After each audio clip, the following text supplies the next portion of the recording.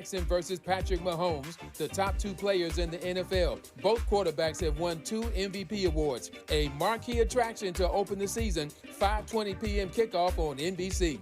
No debates, no speculation, just the info you need. That's your KBLA Sports Minute. I'm Ray Richardson on KBLA Talk 1580.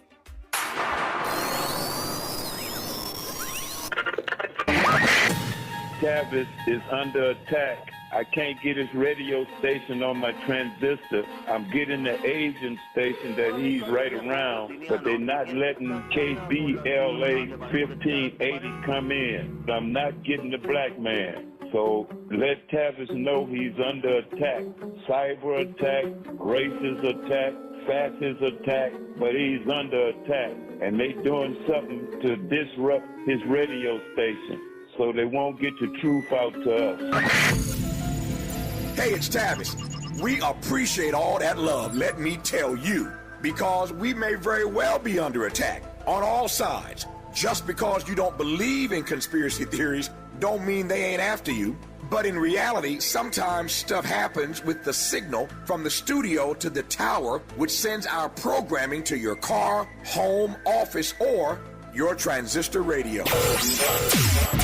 But when you download the KBLA 1580 app, the sound is clear as a bell all day, all night, anywhere in the world, from Los Angeles to Lagos. So we love all of our listeners, no matter how you hear us. But when you download the KBLA 1580 app and hear that richness, you'll wonder why you didn't do it sooner. But don't take my word for it. Download the KBLA 1580 app right now. I'm Tavis Smiley, and I approve this message.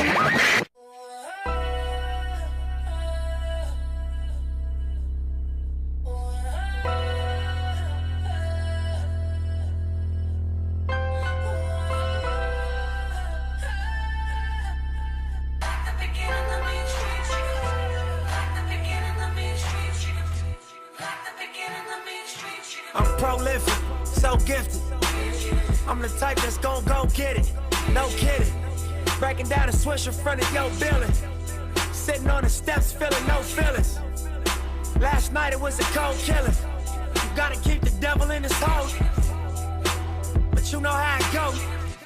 I'm front line every time it's sold. 100 proof flow, running shoot pro. 458 drop, playing bulletproof soul. Every few shows I just buy some new gold. Circle got smaller, everybody can't go. Downtown Diamond District, jewelers like yo. Hustle, holla at me, I got Cubans on the low. Through the Cancun, smoking Cubans on the boat. Then dock that Tulum just to smoke. Look, listening to music at the Mayan ruins. True devotion on the bluest ocean. Cruising, my cultural influence, even revolution. I'm integrated vertically, y'all blew it. They tell me hustle, dumb it down, you might confuse them. This ain't that weirdo rap you used to.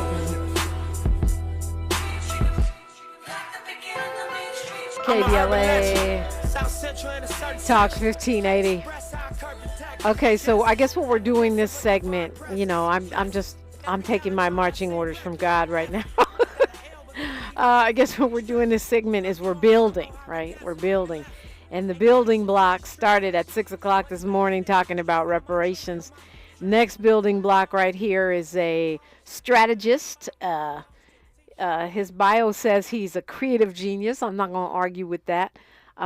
He says that being charismatic and starting your own ad agency isn't something you would normally think about for a bank robber. Look, I'm reading. I'm not making this stuff up. But in the case of Joe Michael Nickson, he's from South L.A. Well, I'll let you tell it. You've been on this show before, one of the founders of the Concreates Agency. And you have gone from the underground economy to, the mainstream of American advertising. Yeah, it's kind of amazing. Good morning, everyone. First Good of all, morning. thank you for having us. Good morning, Mr. Idea Man. This is one of those instances when passion and purpose mingle again. Like you said before, I am a South Central LA native. I come from, the Crenshaw district where we all come from.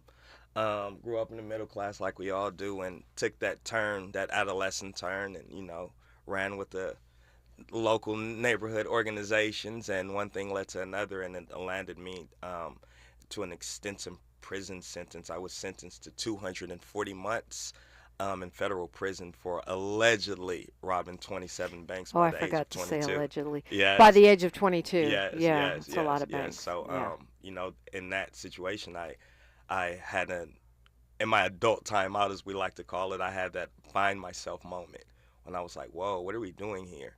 And then I realized that there were two types of people in prison.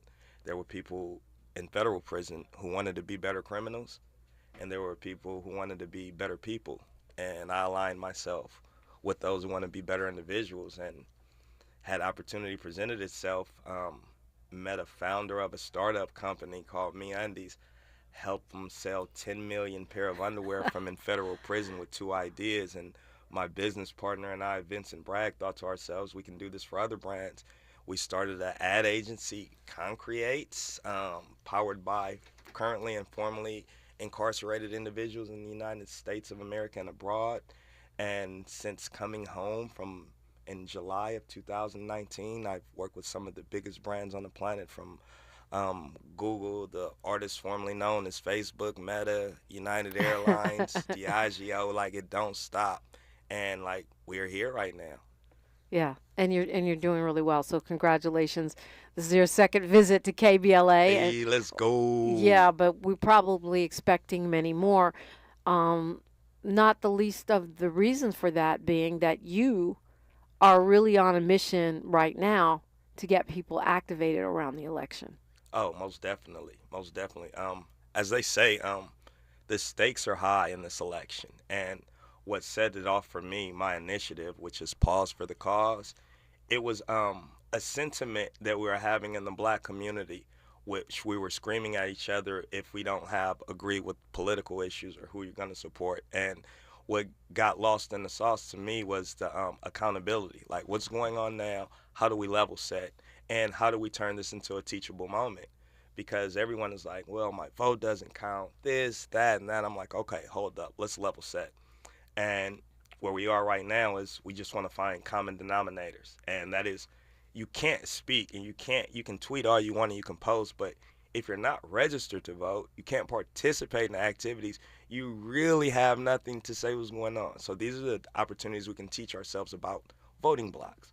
We can teach ourselves about lobbying. We can teach ourselves about let's get together. So the whole objective is to, if we do register 100,000 voters. That's your goal, 100,000 new voters. Yes, we're creating a voting block. You know what I'm saying? That's a huge voting block. Yes, and now we can speak. Yeah. Now we can speak. So, I mean, for you as someone who is, I think I'm supposed to say, justice involved. Yeah, yes. Let me see what it was now.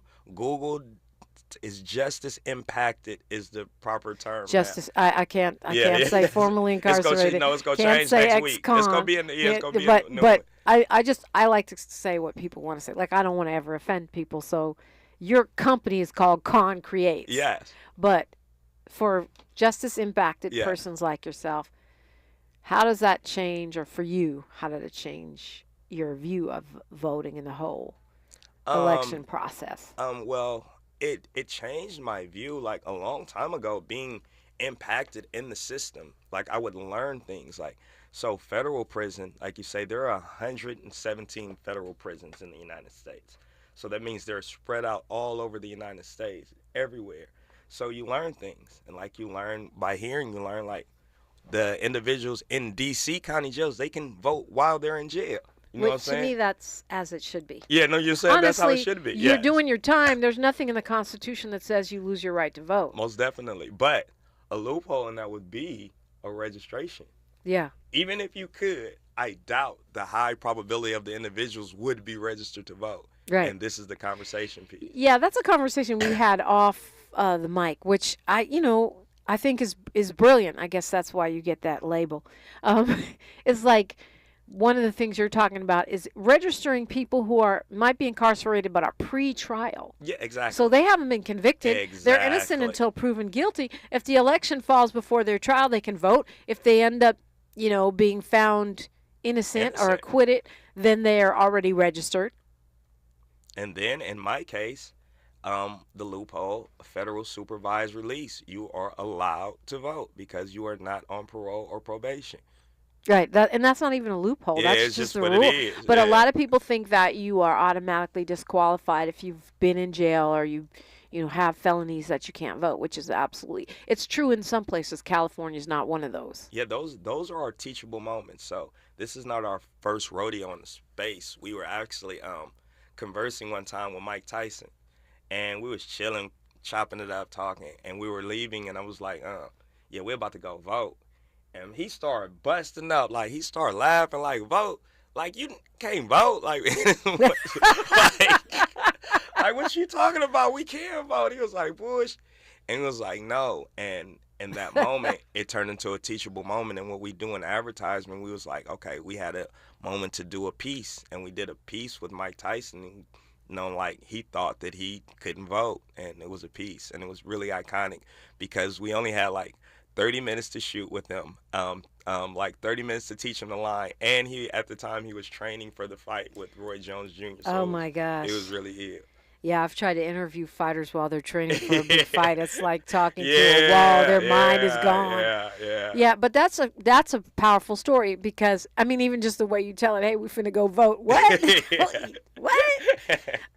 And so people in California can vote if you have a felony, if you've done time, whatever. As long you don't even have to do anything special. You don't have to redo anything. You just have to register. Just register. Just register, and it was like that thing right there that you just shrug off in your day-to-day activities. Everybody has been to the grocery store and someone has asked them if they're registered to vote, and it really takes like a minimal amount of time. But think about all the people who don't do it because of the discouragement, because of this. It doesn't matter. Yeah, you can do it at the DMV now. You can do it, it's not, they make it easy. But it's a good point, a lot of good points. And Pause for the Cause is your campaign, and you want to register 100,000 new voters. I'm going to find out how you plan to do that and more when we come forward. Joe Michael Nickson, the Idea Man, Dominique DiPrima on KBLA Talk 1580. KBLA Talk 1580 is an intervention. When we come forward, includes you. KBLA Talk 1580, turning pain into power. To help combat climate change, LADWP is helping neighborhoods have better access to electric vehicles by awarding nearly $130 million in EV rebates to customers just like you. From big savings on used EVs to building new charging plazas, LADWP is charging ahead to help all Angelinos experience the benefits of EVs. Get rebates of up to $4,000 for a used EV and $1,750 for a charger. Learn more at ladwp.com/EV. That's ladwp.com/EV. Tara Smiley's new book, The Covenant with Black America, 20 years later, is now on sale everywhere. This classic text shot to #1 on the New York Times bestsellers list almost 2 decades ago. If you have the original book, you will surely want to get this 20th anniversary edition with powerful new contributions from today's leading voices. This 20th anniversary edition presents a compelling blend of historical insights and contemporary urgency in this critical and unprecedented election year. Get your copy of The Covenant with Black America 20 years later today. Martha was ready to switch to a career in IT. There's always a need for IT specialists, especially with AI coming out and cybersecurity. It's practically recession-proof. My Computer Career even provides job placement help. The career specialists, they're very helpful. They care about you as a person. You're not just a number to them. I would recommend My Computer Career wholeheartedly to anyone. Take the free career evaluation today. Become an IT pro in just months with zero experience at mycomputercareer.edu. What's wrong? My travel rewards card didn't earn enough miles for my vacation. Are you crying? Are you crying because of that other credit card? Uh-huh. Well, switch to the Capital One Venture card. Venture lets you redeem miles on any travel purchase. Really? Yep, and you earn unlimited double miles on every purchase every single day. The Capital One Venture card. What's in your wallet? Terms apply. See CapitalOne.com for details. I occasionally have nerve discomfort in my hands, so the things I love to do... Let's play something, Grandma. became difficult as I got older. If you have occasional stabbing and burning in your hands and feet, try Nervive Nerve Relief. Nervive's clinically studied dose of alpha-lipoic acid reduces occasional nerve discomfort in as little as 7 days with continued daily use. Say yes to healthy nerves with Nervive Nerve Relief. These statements have not been evaluated by the Food and Drug Administration. This product is not intended to diagnose, treat, cure, or prevent any disease. Febreze. As a rideshare driver, I love keeping my car smelling fresh and clean. So when I'm driving, I only trust new Febreze car vent clips, now with 3 times greater scent control, because it's that little touch that sets me apart. I can turn the intensity down for subtle freshness, or I can turn it up for when I want lots of scent. So whether it's set to low, medium, or high, with new Febreze car, I know my car's going to smell amazing, which keeps my driver rating right where it belongs. Picking up Oscar!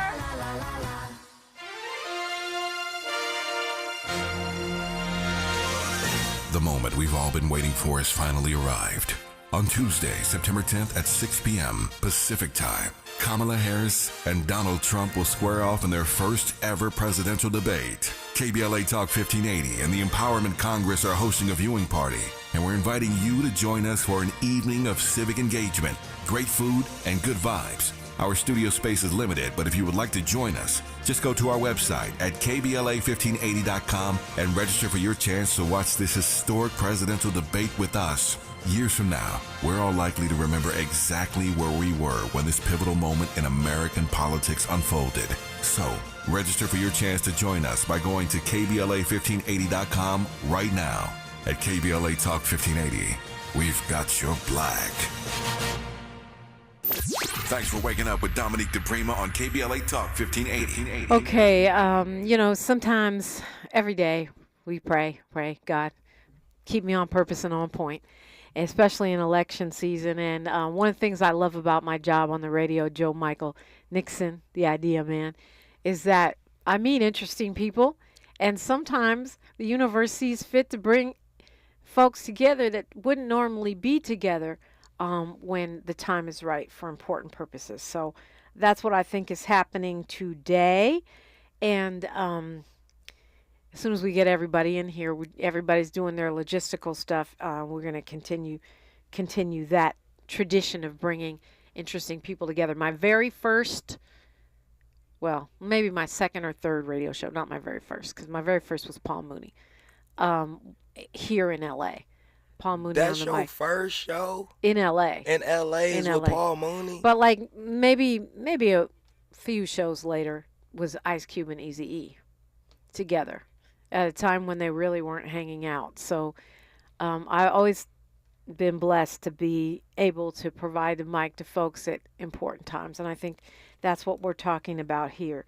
When you talk about pause for the cause, and your circle of friends, yes, which includes, makeup artists, fashion designers, rappers, corporate moguls, from corporate America, really from the streets to the suites, right? Most definitely.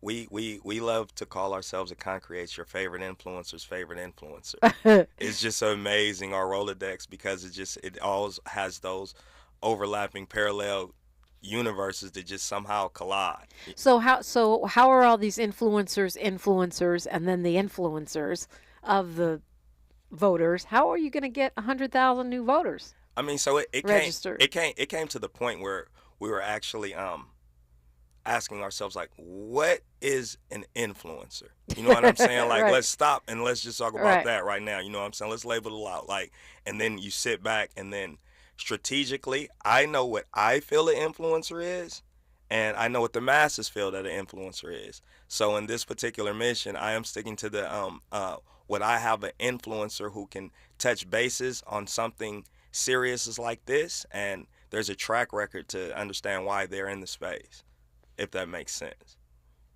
Okay. And so how do you tie that in with them giving a crap about registering voters? Well, you have to think about it.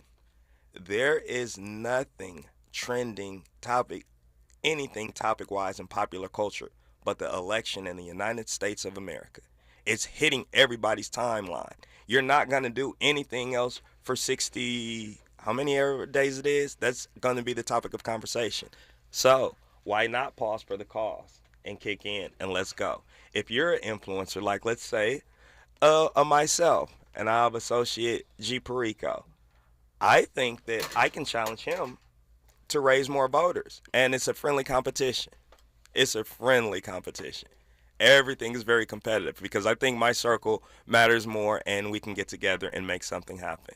And somebody just walked in the studio, speaking of people making an impact and influencing folks who I actually had the good fortune to meet at the Democratic National Convention. He was actually kind of pushed into being an activist by the school shooting at the biggest high school shooting in history. He's a survivor of Parkland, and he went on to become a political organizer, an advocate. March for Our Lives. He's the president of Leaders We Deserve and a board member of March for Our Lives. David Hogg, welcome. Thank you for having me. I was talking earlier about how I, for whatever reason, my little Forrest Gump self, I have the pleasure of bringing people together that aren't always in the same space, but for whatever reason maybe need to be. Absolutely. Yeah. Happy to be here. Yeah. And you're working really hard right now to get people engaged, just as he's working to get unlikely voters who might be formerly incarcerated or justice impacted or, Great.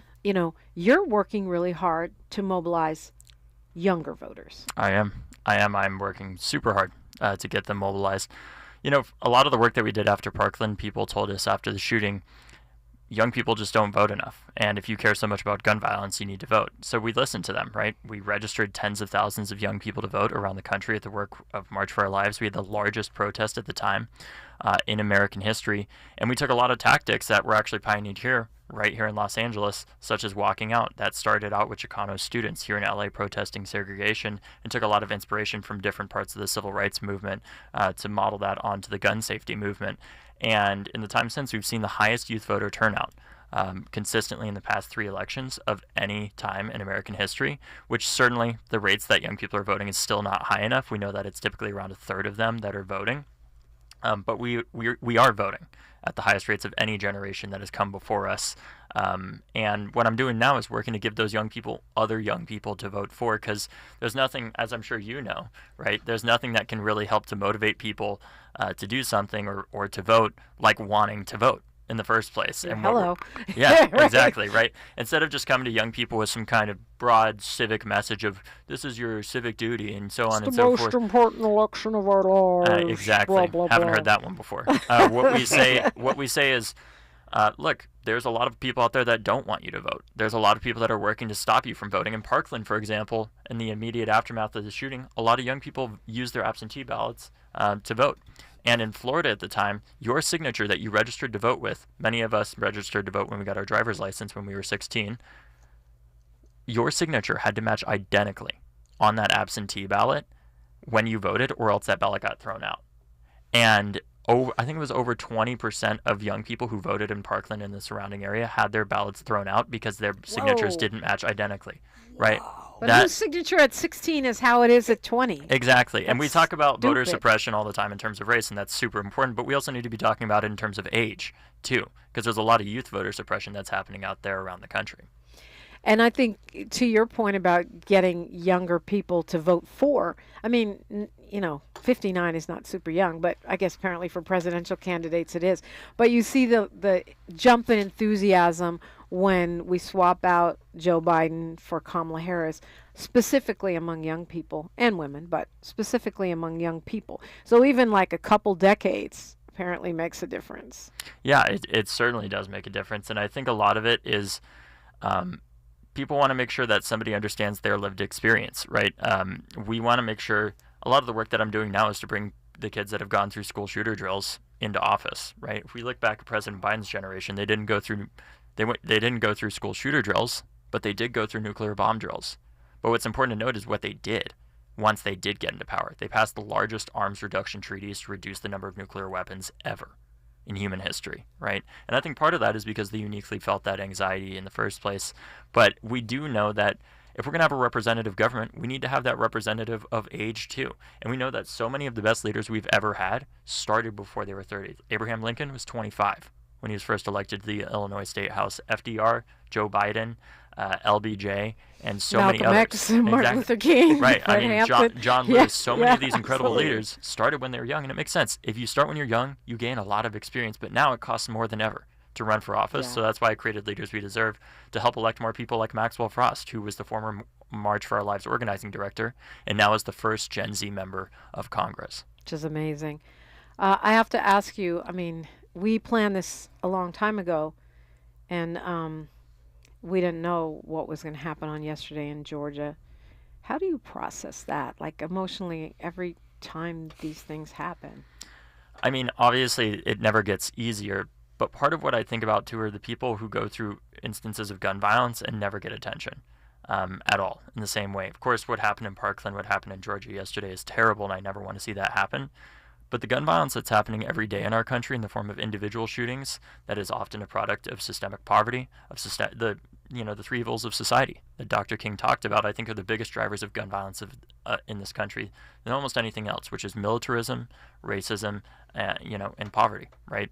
And we need to do all that we can to have a holistic answer to addressing gun violence. So obviously it's hard witnessing that happening, but in some ways it feels to me, even though it's not getting in the news, I feel the same way almost every day, because I know that the same amount of trauma is happening every day.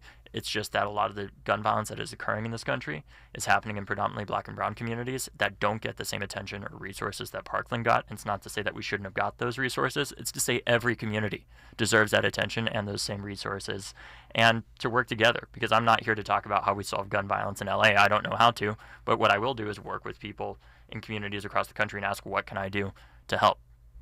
Mm-hmm. And, that's so important that you put it out there that way. And people, I keep hearing, well, I don't want to hear thoughts and prayers anymore. I don't want to hear thoughts and prayers anymore. What do you want to hear? I want to hear action, and I want to hear dialogue. I think for too long we've been talking past each other. I think that there's, I am a slightly polarizing person, to say the least. You don't say. Yeah, but look, when I was in college, my job as an activist, as an organizer, it's not to have easy conversations. It's to have the necessary conversations, even if they're very uncomfortable at times. And that's why when I was in college, I actually joined the shooting club, to be around the people that disagreed with me most, instead of just surrounding myself with people who always agreed with me, right? Because what progress am I making if I'm just talking to the people who agree with me? And, one time I was in this shooting competition, and the coach who didn't coach the team very much came over to me, and we were in a competition. It was against Yale, MIT, Northeastern, the Coast Guard Academy, the Naval Academy, and West Point. Thankfully, we lost. I'd be very worried if we didn't. But the coach came over to me and he said, what's your name? And I look at his phone, and he's holding up my Wikipedia page on his phone. And I'm like, David? And he's like, David what? And I'm like, David Hogg. And he's like, well, why are you here right now? Are you trying to protest or take away our guns? I was like, I'm here for the shooting competition, and also I'm here because I think you probably have some assumptions about me that are not entirely accurate, and I probably have some assumptions about you possibly that are not entirely accurate. And instead of us continuing to have this debate over and over again, mind you, I have a 12-gauge shotgun cracked over my shoulder as we're having this conversation. We could continue to have this debate, or we could realize, I know you probably don't agree with banning a gun like the AR-15. Yeah. And as much as I think that's wrong and I don't agree with that, I can respect that that's your opinion. But I know that what I can't accept is the fact that you don't want school shootings or gun violence in general to continue either. And I'm sure that you probably do agree, for example, that we need to fund more mental health programs for the 2/3 of gun deaths in this country that are suicides, right? And he says yes. And at the end of this conversation, I said, now we could either continue to try to debate this and go nowhere for several hours, or you could help me become a better shot. What do you want to do? We've got news, traffic, and sports and more on KBLA Talk 1580. She's reclaiming her time on KBLA Talk 1580. More First Things First with Dominique DiPrima when we come forward. I'm Mike Moore. Here's the latest. From the Black Information Network, a Cook County, Illinois judge is ordering a man suspected of gunning down 4 people on a train to remain behind bars. Prosecutor Eugene Wood says not all of Ronnie Davis's victims were asleep when they were shot on Labor Day. Davis, who is African American, is charged with 4 counts of first-degree murder. The New Jersey developer convicted of bribing former Senator Bob Menendez is expected to plead guilty today to separate charges. Fred Davies is due in a Newark courtroom on a bank fraud case. Prosecutors are expected to present a new sentencing recommendation that could involve jail time. Fewer Americans are applying for unemployment benefits. Numbers out today from the Labor Department show 227,000 initial claims received in the week ending August 31st. And that's the latest. I'm Mike Moore from your 24/7 news source, the Black Information Network, and BINnews.com. Bank of America has powerful digital solutions for local and global businesses, so you can make every move matter. Visit bankofamerica.com/banking for business to learn more. Bank of America, N.A., copyright 2024. This is the KBLA Sports Minute with Ray Richardson. The LA Sparks took on the WNBA's hottest team last night, the Indiana Fever. Not a bad effort by the Sparks in front of a sellout crowd in Indianapolis. They lost by 7, but were victims of another outstanding performance by Caitlin Clark. Clark put up her second triple-double of the season with 24 points, 10 rebounds, and 10 assists. Clark is only the 5th player in WNBA history to have multiple triple-doubles in the same season. 5th straight win for Indiana. The Sparks are 7-26. The Angels pounded the Dodgers 10-1 in Anaheim. The Dodgers still lead San Diego by 4.5 in the NL West. The NFL regular season kicks off today. Baltimore at Kansas City. Lamar Jackson versus Patrick Mahomes, the top 2 players in the NFL. Both quarterbacks have won 2 MVP awards. A marquee attraction to open the season, 5:20 p.m. kickoff on NBC. No debates, no speculation, just the info you need. That's your KBLA Sports Minute. I'm Ray Richardson on KBLA Talk 1580. You know where you want to go in life, and City National Bank can help. City National knows the dedication it takes to build your vision for the future into a reality, and our team is here for you. We have a wide range of options to help, from personal savings accounts to interest-bearing money market savings accounts and more, all designed to help you get where you want to go. City National, here for every stage of the journey. Learn more at cnb.com. City National Bank is a subsidiary of Royal Bank of Canada. Member FDIC. KBLA Talk 1580. We've got a lot to talk about.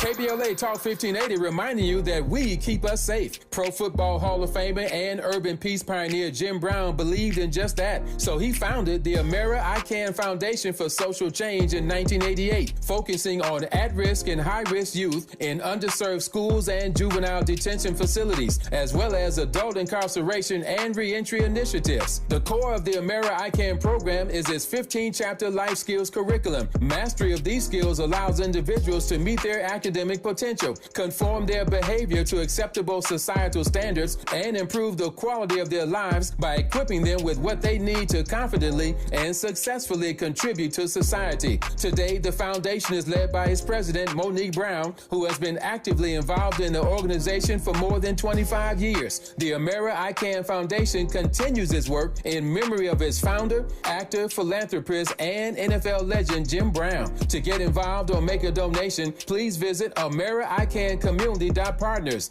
That's AmeriICanCommunity.partners. This is a community call to action from KBLA Talk 1580.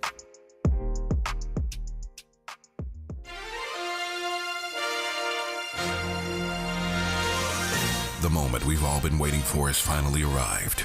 On Tuesday, September 10th at 6 p.m. Pacific Time, Kamala Harris and Donald Trump will square off in their first ever presidential debate. KBLA Talk 1580 and the Empowerment Congress are hosting a viewing party, and we're inviting you to join us for an evening of civic engagement, great food, and good vibes. Our studio space is limited, but if you would like to join us, just go to our website at KBLA1580.com and register for your chance to watch this historic presidential debate with us. Years from now, we're all likely to remember exactly where we were when this pivotal moment in American politics unfolded. So, register for your chance to join us by going to KBLA1580.com right now. At KBLA Talk 1580, we've got your black.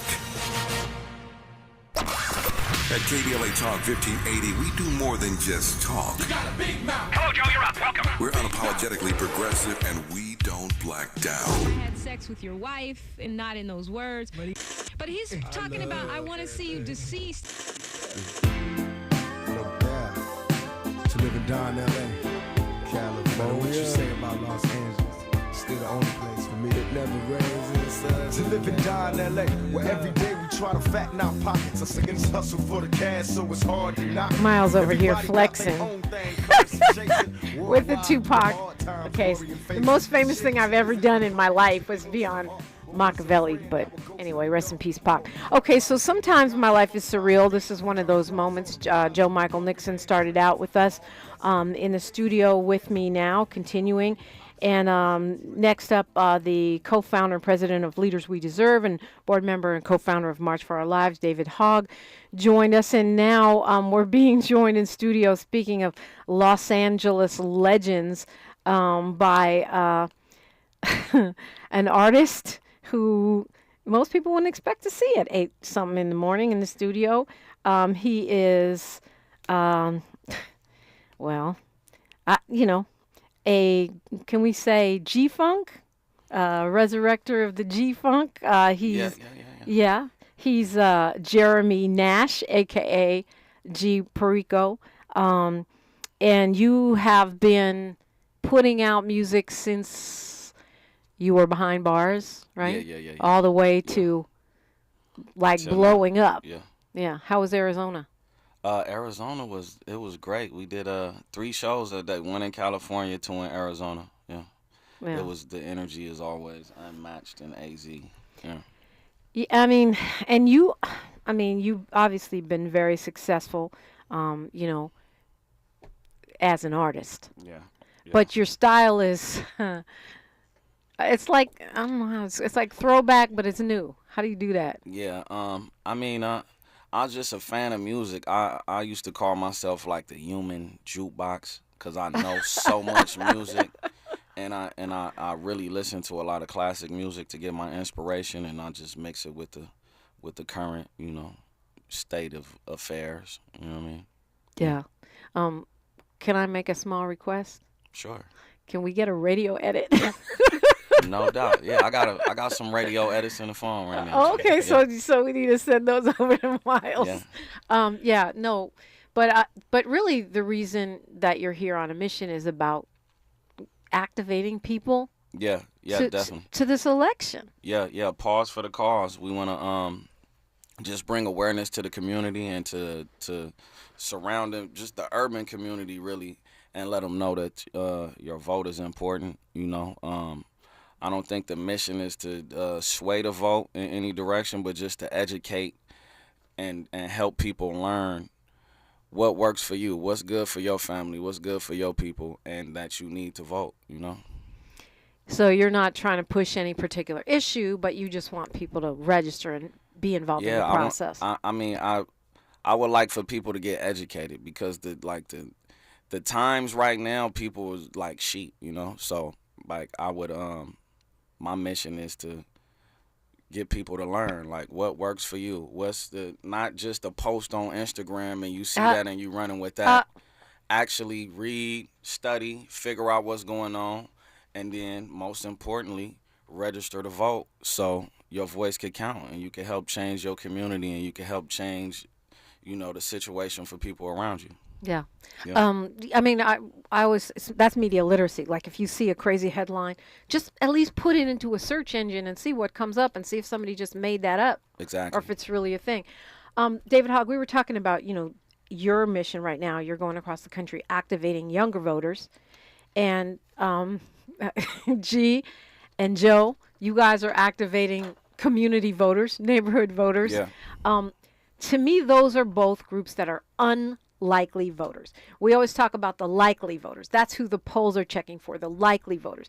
And I've always said for many years, it's the unlikely voters that are going to save this country. The ones they don't count on, the ones that don't show up in the polls when they say, oh, it's trending this way or it's that way, because they don't think we're going to show up.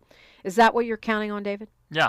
That's our whole strategy with the youth vote. I think, honestly, in my opinion, the greatest threat to making a better country, to improving people's lives, to protecting our democracy, it isn't any one person. It's hopelessness and apathy. It's the belief that I've heard from so many young people and older people too around the country that think that their voice just doesn't matter.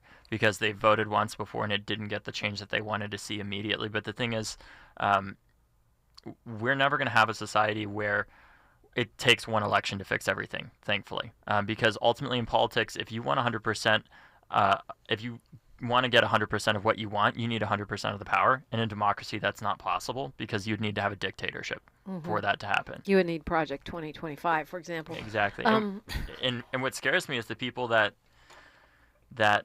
have that hopelessness, that are looking for somebody who basically is a dictator that agrees with them, though. And that really keeps me up at night more than anything. But the best way to answer that is get people more engaged like you all are doing. Well, I mean, in the community, the so-called hood or whatever, a lot of people do have that attitude. Like, it doesn't matter. It doesn't mean anything. It's all rigged to begin with. I hear that all the time. Or every party is the same. So what do you say to that, G? Wow, that's a why few, do you that's care? a few. I got a few I know, different it was like answers 10 for questions. that. And well, give them all to me. Well, first of all, like, I come from an underdog background, right? So it was a lot of things that I didn't believe were possible, you know what I mean, until I educated myself and pushed myself forward to make it happen. And I feel like in this situation, it's the same thing. Like, the underdog, like you said, can sway the vote of, and I'm pretty sure people in the community in these inner cities all want the same thing overall. So, I mean, when people sign up and get it together, that could definitely help the beginning of change, you know? Yeah. Yeah, but you don't get discouraged by the idea that all parties are the same or that the whole system is rigged. No, because I mean, at the end of the day, this is the world that we living in. You know what I mean? And it's gonna take us to start, you know, influencing what we need, what we want. You know what I mean? Yeah.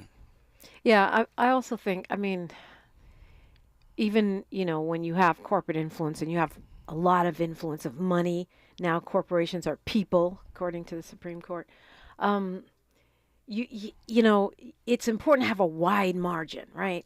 Especially we saw what happened in 2020. It's like whatever it is your issue is, you want to win by a landslide as much as possible so that it's less likely to be undermined. And that's another reason why, you know, it makes sense, regardless of what line you're pushing, to get out more voters and make sure people actually activate and vote, right?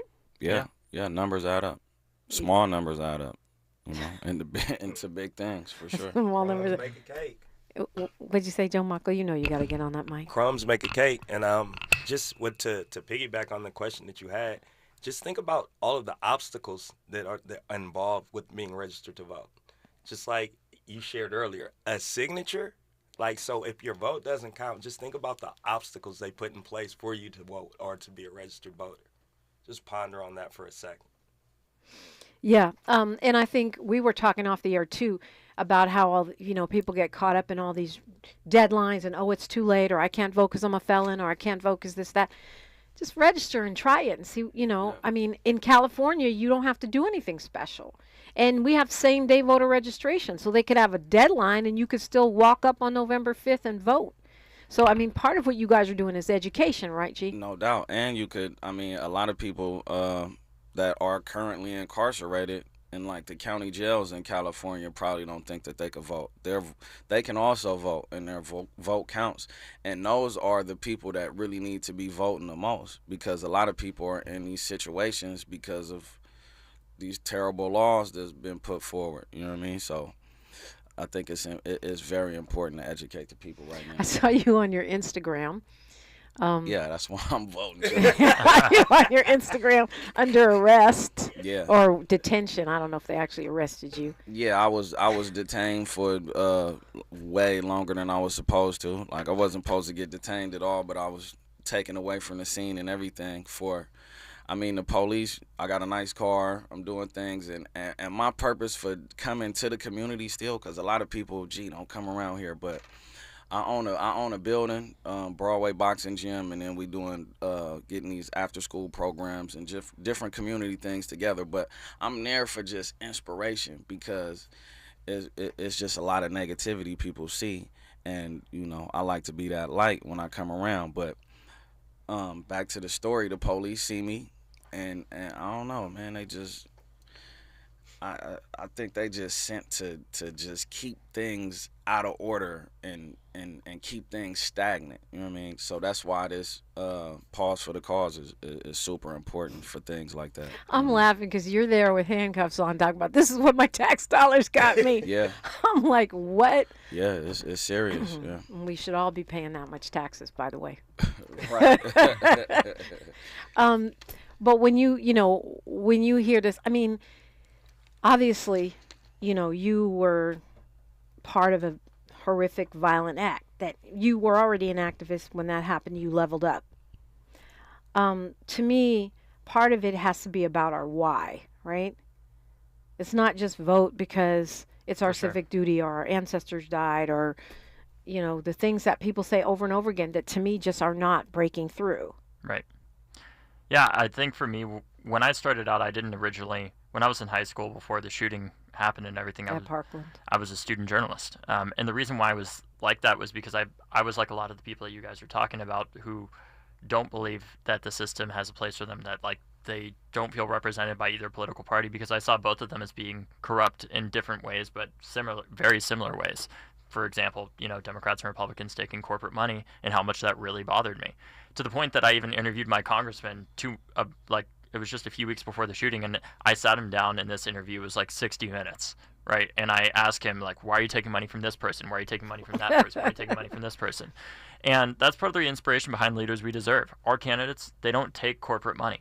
We support them very heavily financially from our grassroots donors around the country, because we have 105,000 individual people that have given us $5, $10, $20, $30 that enable us to support candidates that can focus on helping their communities instead of having to take money from a corporation that then they owe that corporation, a favor, which they would never say that because legally that's not, that would compliant. Be quid pro quo, right? Exactly. Yeah. But it's very convenient.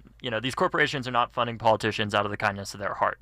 Right. What I wanted to do was give young people and people of all ages leaders that don't take that money so that they can say, you know what, I know the system's corrupt. I know it's broken in many ways, or at least it feels like that, because they're not wrong. It is broken in many ways. But it's also true that there are good people out there that are doing the right thing, like Congressman Maxwell Frost, who didn't take corporate money, who isn't owned by anybody, that is out there fighting to end gun violence, because he's been doing that since he was 15 years old. He's the first Gen Z member of Congress that came from March for Our Lives. And I think it's really hard because people get in this whole binary of thinking like, well, either everything's completely screwed and everything sucks, or everything's great. And the reality is we don't live in that black and white world. Things are more towards the darker side of things, because there obviously is a lot of that corruption out there.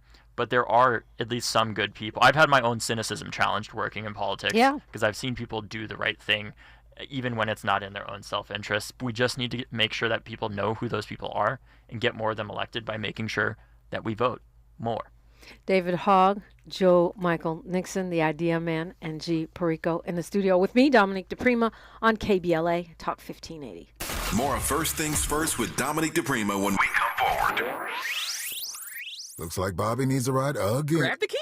Let's take our auntie to the swap meet. Grab the keys. Whether you're giving rides or hauling gear, do it all in a Chevy SUV. Head to your local Chevy dealer, where well-qualified buyers get 1.9% financing on all 2024 Malibu, Colorado, Blazer, Equinox, Trailblazer, and Traverse limited models. Chevrolet, together, let's drive.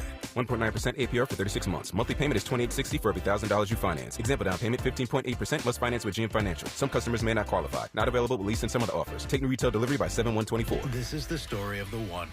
As a facility technician installing a new welding station, he knows getting the ventilation right is critical for safety. That's why when questions arise, there's Grainger. Grainger offers detailed technical product information online at his fingertips, so it's easy to find what he needs. Because when it comes to safety, having answers means he and his people can breathe a little easier. Call, click Grainger.com, or just stop by. Grainger, for the ones who get it done. You've got a Pepto predicament, Beach Bum. Hey, we're heading down to the beach. You coming? Yeah, Dad. You coming? I had a little too much to eat at the resort buffet. I need a minute. Oh, you overdid it. And now your beach vacation is giving you belly waves. Undo it with Pepto. When you have nausea, heartburn, indigestion, upset stomach, diarrhea. Pepto Chewables provide fast 5-symptom relief, so you can get back to making memories. Let's go, Dad! When you overdo it, undo it with Pepto. Use as directed. Keep out of reach of children. We asked seniors how to prevent Medicare scams. My best advice, if you get a phone call, do not talk to the person. These people are well trained. Don't talk to them. They don't know me. They're just trying to scam me. Don't be fooled. Hang up. Just hang up. Never give out your Medicare number. They're going to get your number to put in a false claim. If I get a call from someone, I don't pick up the phone. And should I pick up the phone and they ask for information, then I hang up. How do you detect Medicare fraud? Just like I check my credit card statements, I check my Medicare statements monthly. Scammers can get a hold of your number, order medical devices through your account, and you're not even going to know about it if you don't look at your statement. Check your statement every month. If you get your statement and you see something that you know you did not have done, you report it. Call your senior Medicare Patrol. To report Medicare fraud, call the Senior Medicare Patrol at 855-613-7080. The conversation continues right now with Dominique DiPrima on First Things First. Gave up 2 hands, walk through the door. Yeah, look. Got dumped last night, so I went to the club. Told baby that I loved her, and she ain't give a f. Got fresh, jumped in my Benz, picked up my phone, FaceTime my friends. Where that? They say meet me at the club. Pulled up to valet, told them leave me in the front. Gave them 200, walked through the door. Couldn't believe my eyes, it was so many. Heartbroken, I still can't believe it. She tripping off the gram, I ain't even been cheating. Got to the section, they screaming out my name. Movie star, what's happening, gang? Click, click, click, click, click, click. Throwing up the hood just to show off my wrist.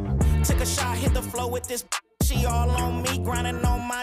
I'm about my check, solid gold Rolex, looking like I'm good, even though I'm stressed. All in the club, thinking about my. About to send an email, cause she blocked my text. I love that line too. That's G. Perico. He's in the studio right now because we're just, you got it like that on a Thursday. Yeah. Thank you so much for coming down here. Joe Michael Nickson, the idea man, is here with us from Concreates. And David Hogg is with us in the studio from March for Our Lives and Leaders We Deserve. And they're over here building and strategizing during the break, which I think is amazing. Inspiring one another, networking, that's amazing. I'm going to say the quiet part out loud. And I know it's about registering voters. I know that's what your Pause for the Cause is about. And I know you're about, gun safety and getting people, young people engaged. I think there's a gap with Democrats in the hood. A lot of people in the black community, myself included, we're proponents of the Second Amendment. We're wary of being disarmed. We've had to fight off the Klan and, the Proud Boys and whoever else. And so when Democrats come and they say gun control, what we hear is white folks are still going to have their guns and we're going to jail you for yours and disarm you so you cannot defend yourself and your community. I feel like this is a blind spot in the Democratic Party rhetoric, which keeps especially black men, but some others from lining up behind, say, Kamala Harris or other Democratic parties and candidates and strategies. Yeah.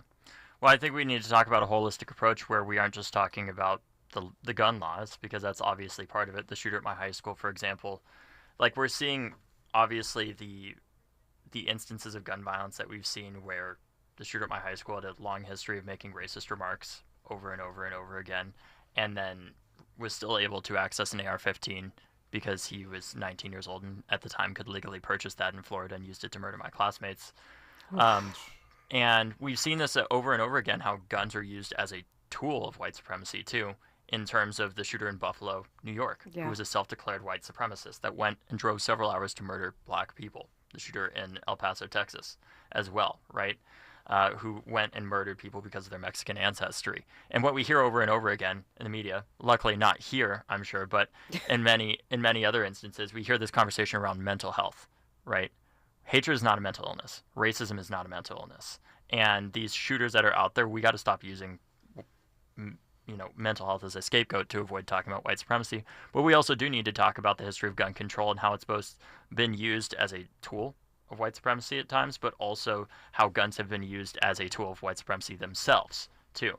And I think part of what we need to have is a broader conversation, too, where it's if people aren't able to meet us where we're at in terms of strengthening gun laws, we can talk about the fact that the number one predictor of where gun violence occurs in the United States is where communities were redlined by the federal government in the 1930s and 40s. And it's systemic poverty that's driving a lot of gun violence, right? The reason why Parkland doesn't have shootings on a daily basis isn't because we have the strongest gun laws in the country. It's because we have a median household income of over $100,000 a year. Yeah. Right? Real talk. Nothing prevents violence. I think we have to have a holistic conversation here, because obviously a 19-year-old that threatens to shoot up a high school, like the shooter at my high school, he should not have access to an AR-15.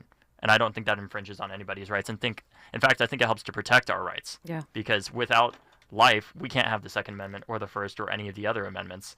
But we also need to talk about why does that person pick up a gun in the first place? Addressing the poverty that drives gun violence, and also realizing that just putting more money into policing, for example, is not going to end gun violence, because if it was, I wouldn't be talking to you right now in a country that spends as much as we do on our police. What we need to do is address and prevent shootings before they happen. And we know one of the best ways of doing that is when somebody comes into a hospital and they are a victim of gun violence, there need to be counselors and other mental health professionals there to meet their families, to work with them to reduce retaliation, because we know the biggest predictor of who shoots somebody else is whether or not they or somebody they know has been shot before. Yeah, because well, it's retaliation. in LA, has been pioneering that. We're almost out of time. Time flies on the radio. G, do you want to weigh in on that? I know your main mission is getting people to register, so I don't know if you want to speak on that or not. He pretty much summed it all up. The gun laws, that's what my felonies are about, having a gun to protect myself. I never shot nobody, never hurt nobody or anything, but for protection, and I got a prison record based on that. And now that I need it the most as an artist and traveling around the world, I can't even protect myself legally. And I pay my debt to society, I pay taxes, I'm productive in the community, and and if we look at what's happening with rappers right now, from when I started to now, rappers are getting shot and killed right and left. What the heck? The biggest target in the communities right now are us. So, it's definitely systemic racism, to say the least. All right. Well, like I said, time flies on the radio. We are out of time. David Hogg, Joe, Michael, the idea man who had the idea. As usual. Yeah, G. Perico.